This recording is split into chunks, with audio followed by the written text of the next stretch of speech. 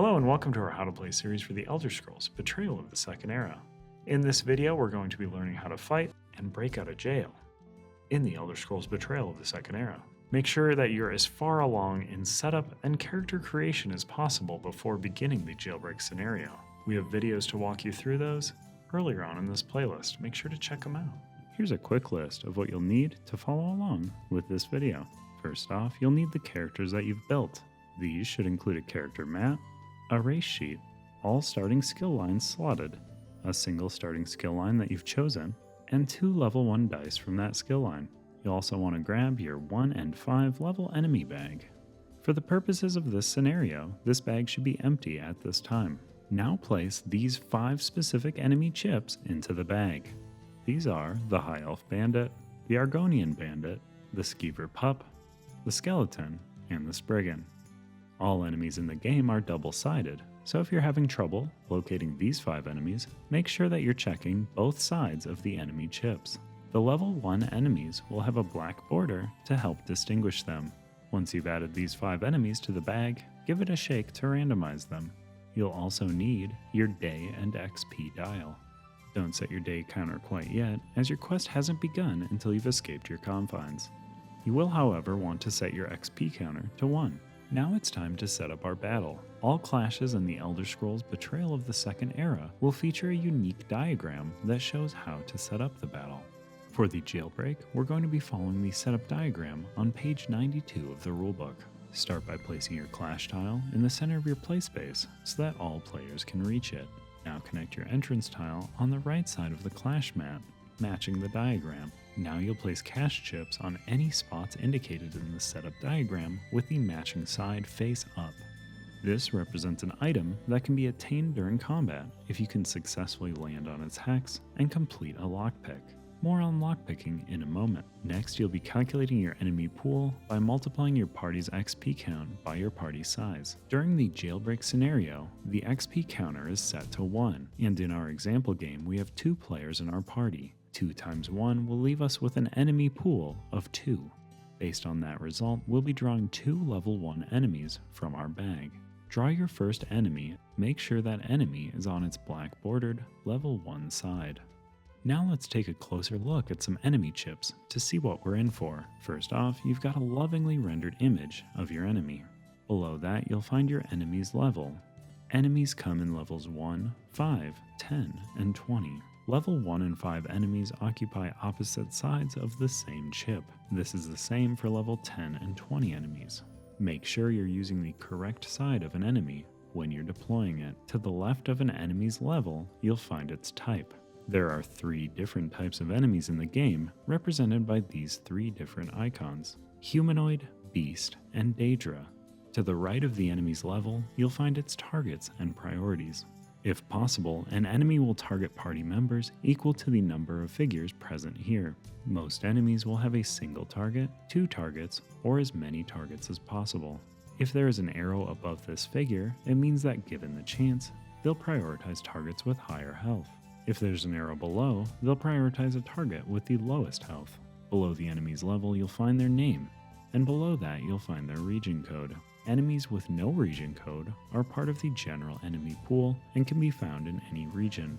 Enemies with specific letters can only be found in the corresponding region. Below the region code, you'll find your enemy's skills.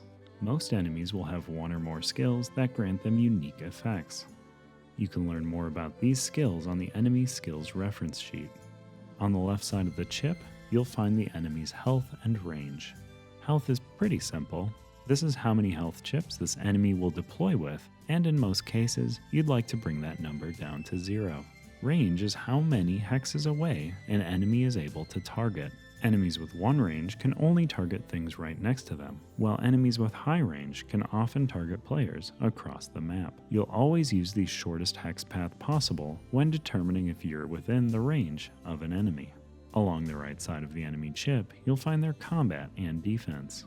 The combat number is how many enemy combat skill dice that this enemy will roll when they attack. If the enemy rolls multiple dice, the result is totaled and dealt to each of the enemy's targets. And finally, the defense number is the amount of damage that is prevented each time an engage or an ability deals damage to this enemy.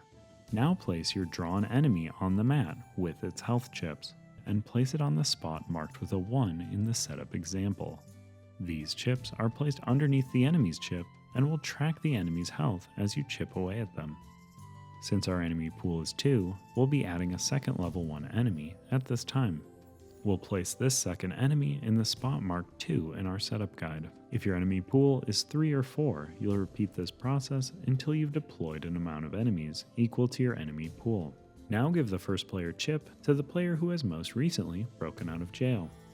If everyone is tied, you can give it to the player that you'd like to go first. Make sure to choose wisely, as you won't be able to change this for the entire battle. The first player may deploy their character chip to any spot on the entrance tile, followed by the next player. Repeat this process until all players and companions, if you have any, have been placed on the entrance tile. It's highly unlikely that you'll have companions for the Jailbreak introduction scenario. Each player sets their battle form to a form of their choice as they deploy their character. Based on the skills they have access to, Garbin has chosen to deploy in the magic battle form, while Darbin has chosen to deploy in light weapon. The Jailbreak introduction is unique to other battles because you'll want to track the various things that you achieve as you play through it.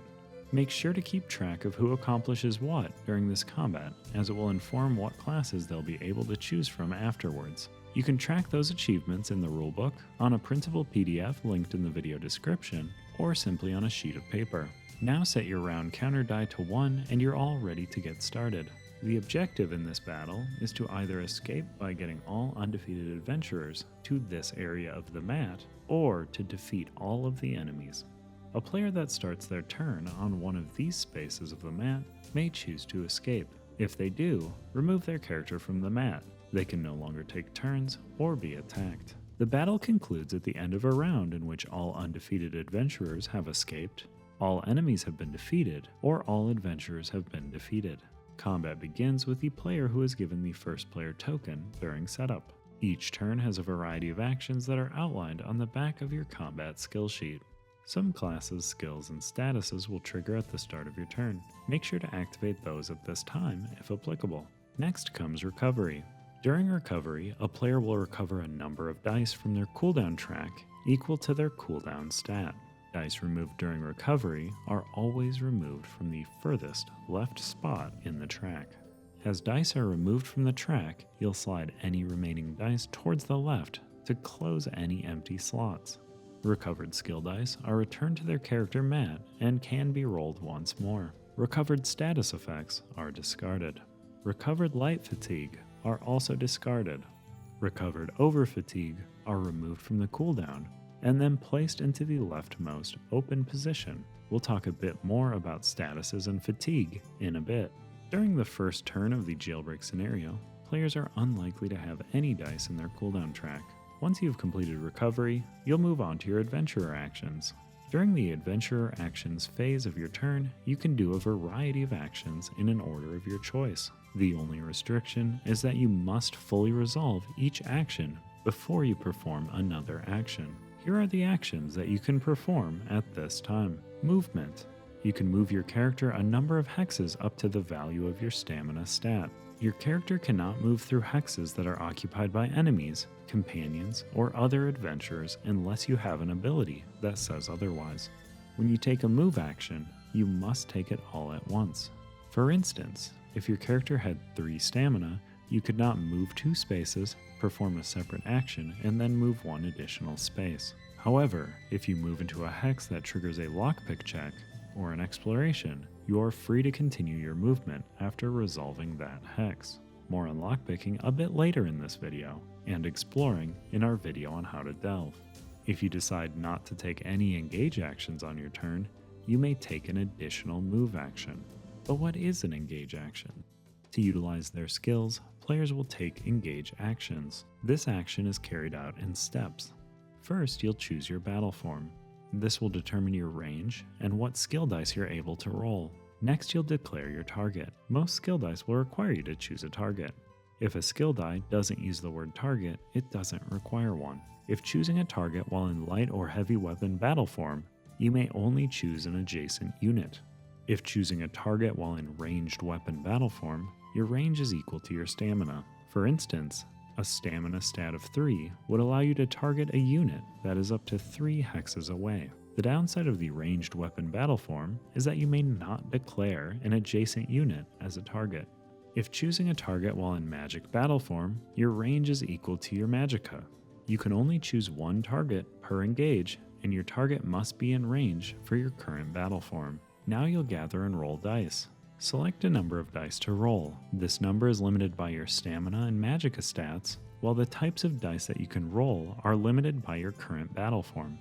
For instance, an adventurer with 2 stamina and 2 magicka could roll up to 2 stamina-based skill dice and 2 magicka-based skill dice per engage. Keep in mind that you can only gather and roll dice if they are available in your attribute rows, and they either have an icon that matches your current battle form or have no battle form icon. For example, a character could not choose to roll 2 destruction staff dice and 2 one-handed shield dice, despite having 2 magicka and 2 stamina, because each of those skill lines require you to be in a specific battle form. However, that same character could choose to roll 2 destruction staff dice and 2 speech dice within a single engage, because speech has no required battle form.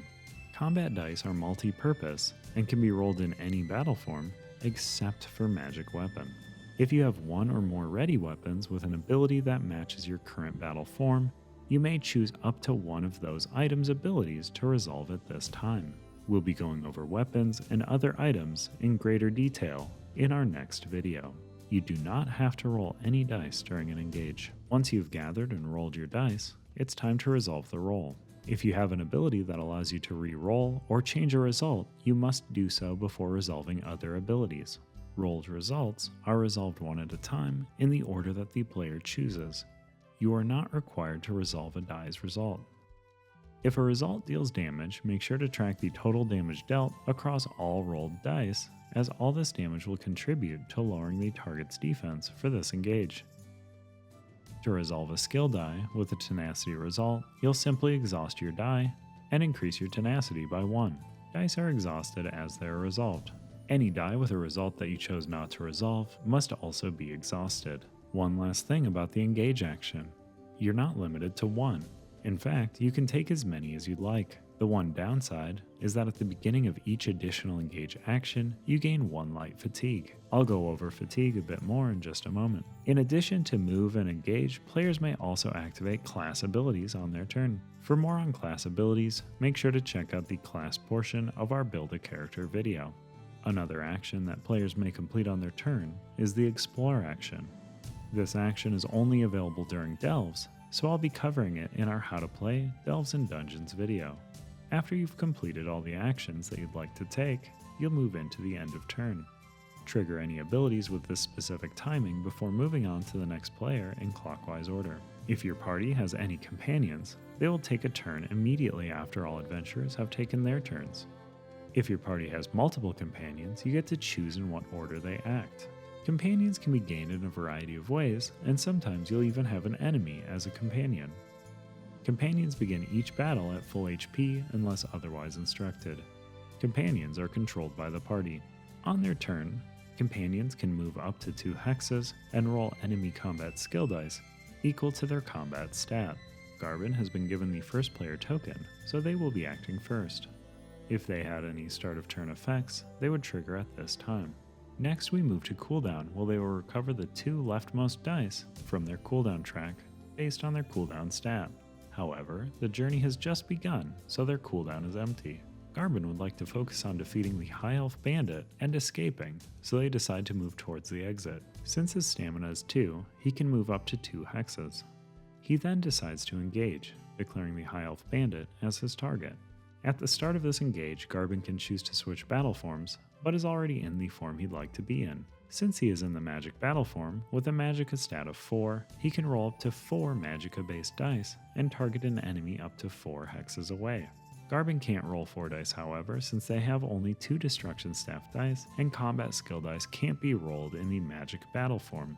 They choose to roll their 2 available magic dice against the High Elf Bandit. Garbin rolled a face that deals 2 damage and a face that gains 2 tenacity at the cost of damaging an adventurer.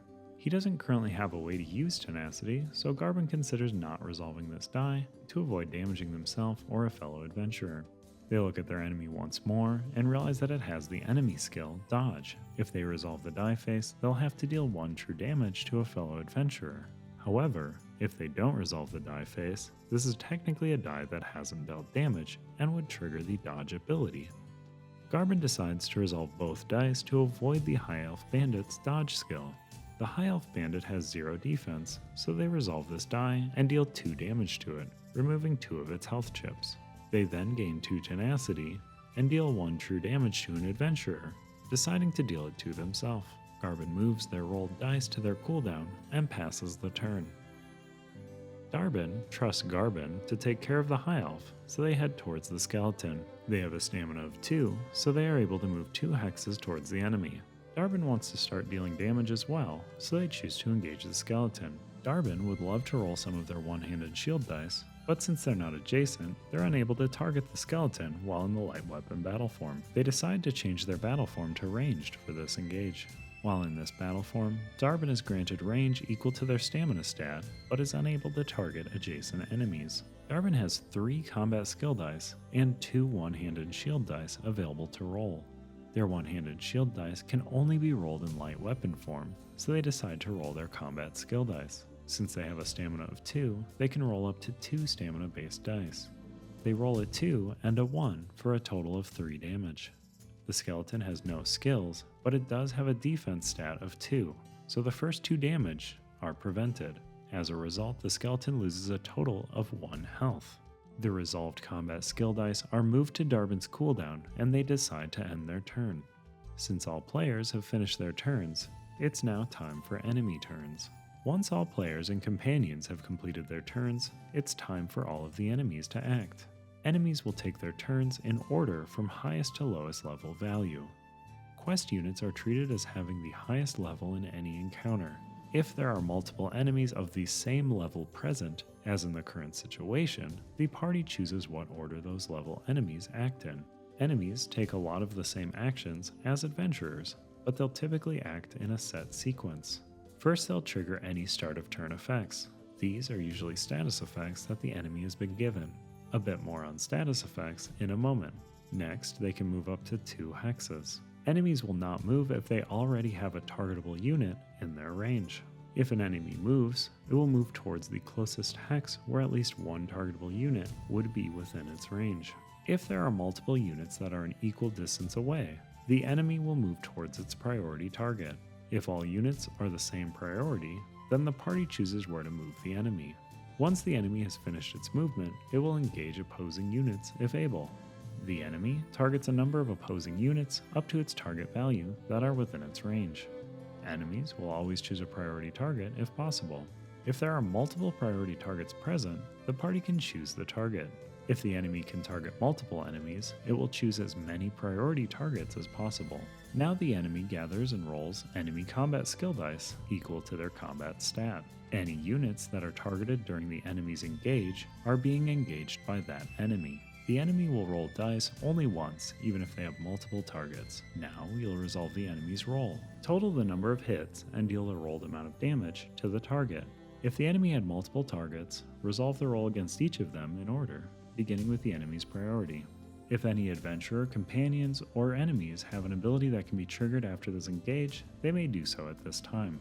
After this, the enemy will end its turn, causing any abilities with end of turn timing to trigger. Now the next enemy in level order will take its turn. Once all enemies have taken a turn, you'll increase the round counter die by 1 and head back into player turns, starting with the player holding the first player token. Now let's jump back into our example jailbreak scenario where we left off on enemy turns. All enemies are level 1, so the party gets to choose in what order they act. Our party decides to have the High Elf Bandit take its turn first. First is the start of the High Elf Bandit's turn. If it had any start of turn abilities, they would trigger now.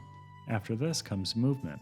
Enemies can move up to 2 hexes, but will only move if there are no targetable units in its range. The High Elf Bandit has a range of 4. It checks to see if there are any targetable units within 4 hexes before moving. Since the High Elf Bandit has a target in range, it will not move. Now the enemy will engage. First, the High Elf Bandit will determine the who or whos that it's targeting. Based on this icon, the High Elf Bandit can target up to 2 enemies. The arrow down indicates that if this enemy had more than 2 targetable units to attack, it would choose the units with lower health. But since there are only 2 units to begin with, it will simply target both of them. The High Elf Bandit gathers a number of enemy combat skill dice equal to its combat stat and performs a single roll against all targeted units. It rolled a 1, so it deals 1 damage to each targeted unit. Each adventurer loses 1 health chip. No units have any abilities that trigger a reaction or at the end of a unit's turn, so the High Elf Bandit's turn is now complete. It is now the Skeleton's turn. The Skeleton has a range of 1, so it can only target an adjacent unit. There are no units adjacent to the Skeleton, so it has to move. The Skeleton will move towards the closest hex where at least 1 targetable unit would be within its range.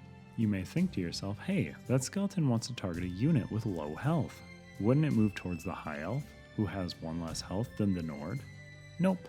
Health preferences only come into play if the enemy has to choose between units that are equal distances away. Even though the enemy can reach either unit with its full 2 hexes of movement, it will always choose to move to the closer target if able. You may also think to yourself, hey, that Skeleton can target 2 units. Wouldn't it want to seek out a space where it could hit 2 enemies? Again, the answer is no. Enemies will not try to maximize the number of targets. But if you happen to line it up for them, they'll be more than happy to hit as many adventurers as possible. Try to avoid giving multi-target enemies more targets than you have to. The Skeleton chooses the shortest path of 1 hex to reach a targetable unit. The Skeleton has a combat of 1, so it rolls a single enemy combat skill die against Darbin and deals 1 damage to them. Now that all of the enemies have acted, the round counter increases to 2. It's now time for the adventurers to take their next set of turns, beginning with the first player, Garbin. Garbin has no start of turn effects, so they move to their recovery step.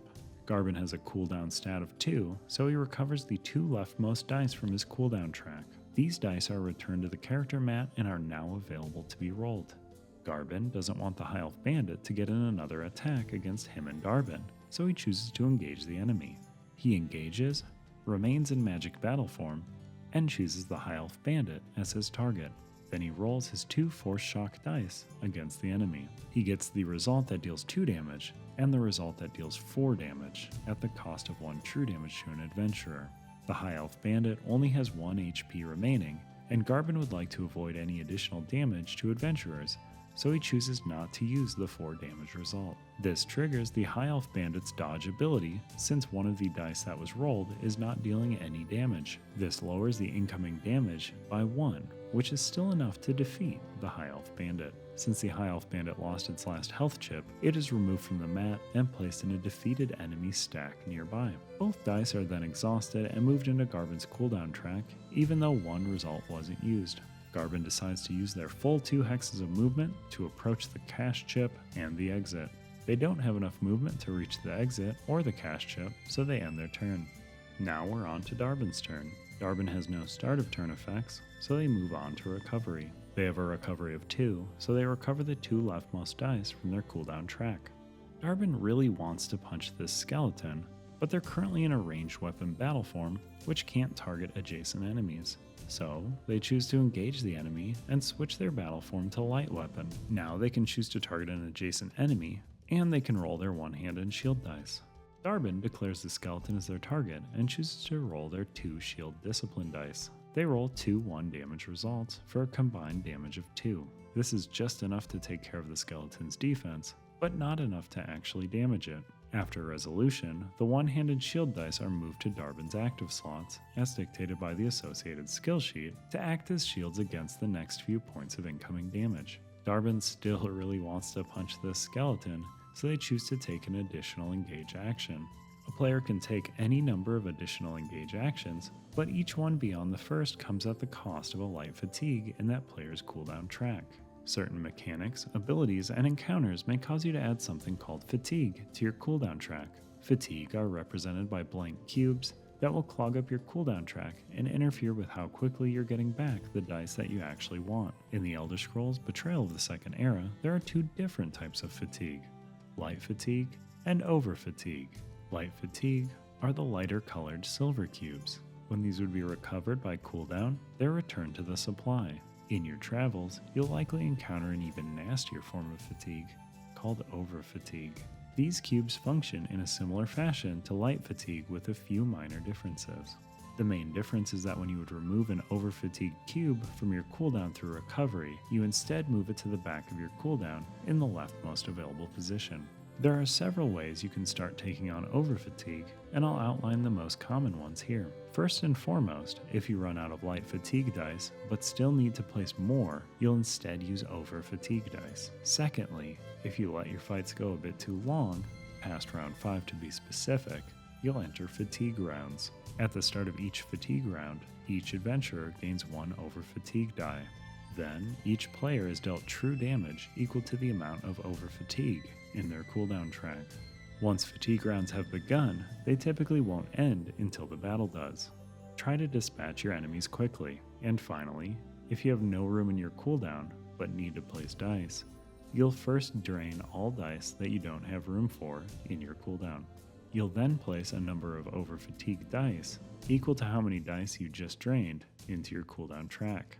These newly added over fatigue will drain dice from your full cooldown, starting from the right, until there's enough space to fit all of them. Light fatigue and over fatigue are both considered to be fatigue. Any item or ability that doesn't specify light or over can be applied to either type of fatigue. And one last thing before we return to the encounter: status effects. Status effects are temporary conditions that units can gain during any encounter and can be both positive and negative. When an adventurer gains a status, the corresponding status effect die is placed in the leftmost available position of the adventurer's cooldown track. This status applies to the adventurer for as long as it remains in their cooldown track and ends when it is recovered or otherwise removed. If an adventurer would gain a duplicate status effect, they instead move the status die, already present in their cooldown, to the back of the track in the next available position. If an enemy or companion unit gains a status effect, the corresponding die is placed on the unit's chip. These units have this status for the remainder of the battle, unless the die is removed by another effect or the unit is defeated. These units cannot gain multiple copies of the same status. One last important thing to note is that quest units, the units on the white chips, cannot gain status effects unless explicitly stated. Now let's get back to Darbin's additional engage action.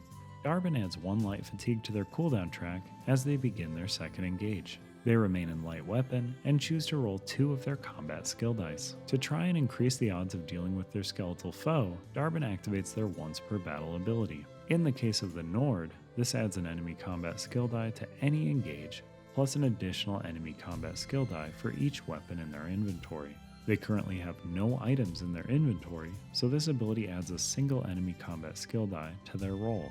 These dice are not pulled from your character mat or placed in your cooldown, and they don't count against your magicka or stamina stat. Darbin gives the dice a roll and comes up with 2 1-point hits and a miss for a total of 2 damage. This would be great if it weren't for the fact that enemy defense refreshes after every engage. As it stands, the attack hits for exactly enough damage to deplete the skeleton's defense, but not enough to take care of that last health chip. The rolled dice are moved to Darbin's cooldown, and they decide to make their way towards the cash chip. They then decide to end their turn. Now we're back to enemy turns. Since the High Elf Bandit has been defeated, only the skeleton will take a turn. The skeleton already has a targetable unit in range, so it won't move. It rolls a single enemy combat skill die against Darbin and rolls a 2. Darbin chooses to prevent the 2 damage by using the 2 shield discipline dice that they have in their active slots. After preventing the damage, these dice are moved into Darbin's cooldown. The skeleton has completed its turn, ending the round. Now we're on to round 3. Darbin has had a heck of a time trying to get past this skeleton's defense, so they ask Garbin if they can blast it. They decide that Garbin will handle the skeleton, and Darbin can tackle the lockpicking. Garbin's turn begins and they recover their 2 force shock dice. They use their 2 movement to get a bit closer to the exit before they decide to engage the enemy. They target the skeleton and roll both of their force shock dice. Their rolled result is 2 instances of the 2 damage phase for a total of 4 damage. The first 2 damage from their roll are soaked up by the skeleton's defense, while the next 2 damage are enough to remove the skeleton's 1 remaining health chip. After the damage is resolved, Garbin moves the rolled dice into his cooldown. With the skeleton defeated, Garbin passes the turn. An important note here is that combat doesn't end immediately when all enemies are defeated. Combat ends at the end of a round in which the objective has been satisfied. In this instance, Garbin was the first player, and they defeated the final enemy, one of the victory conditions for this encounter, so play will continue until each player has taken a turn this round, ending with Darbin.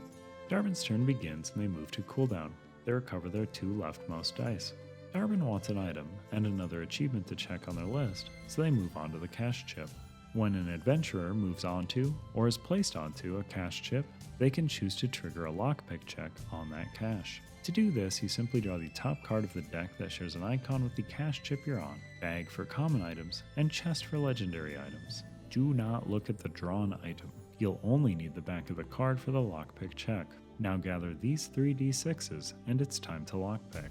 For common items, you'll have 3 attempts, while legendary items give you 4. The number of attempts is highlighted at the top of the card. The numbers at the bottom of the card are called your difficulty code, and they're what you're attempting to match with your rolls. Common items have 3 numbers, while legendary items have 4. To lockpick, you'll simply roll your 3 dice and try to match the numbers. If you successfully roll one of the numbers like Darbin has, you can lock that die in. This die has successfully matched this number, but can't be used in future rolls if you want to keep it that way. In addition to the matching number 4 that Darbin rolled, they also rolled a 3 and a 6 while looking for a 1 and a 2.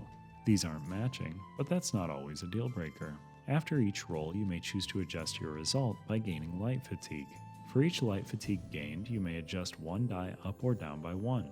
Darbin's cooldown is already looking a bit full, so they'd like to avoid any additional fatigue if possible. They choose not to adjust any dice and instead move into their next roll. They decide to keep the 4 locked in and reroll the other 2 dice. Their second result yields a 4 and a 5. Again, they'd like to avoid a full cooldown if possible, so they choose not to adjust any dice and move on to their final roll.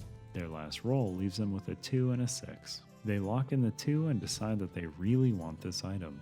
They choose to adjust the 6 down by 5 digits, taking 5 light fatigue in the process. With all 3 numbers matching, Darbin has successfully picked the lock.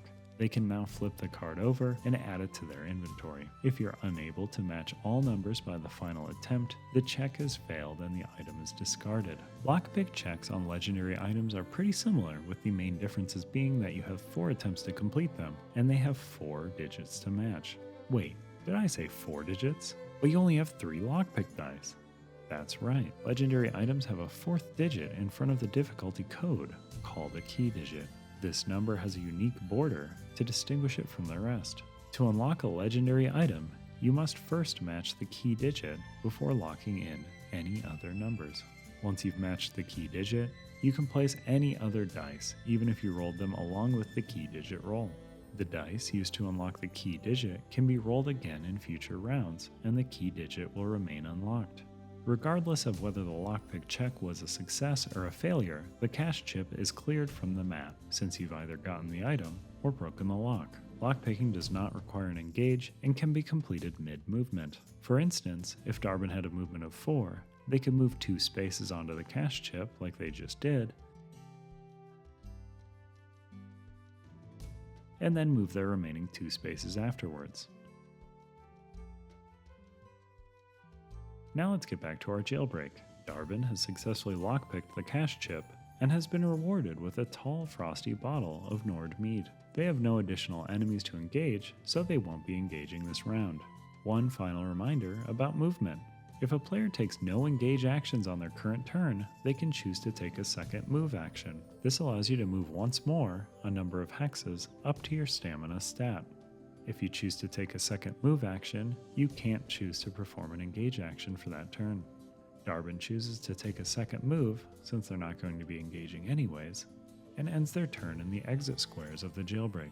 This ends Darbin's turn, and since there are no more enemies, this is the end of the round.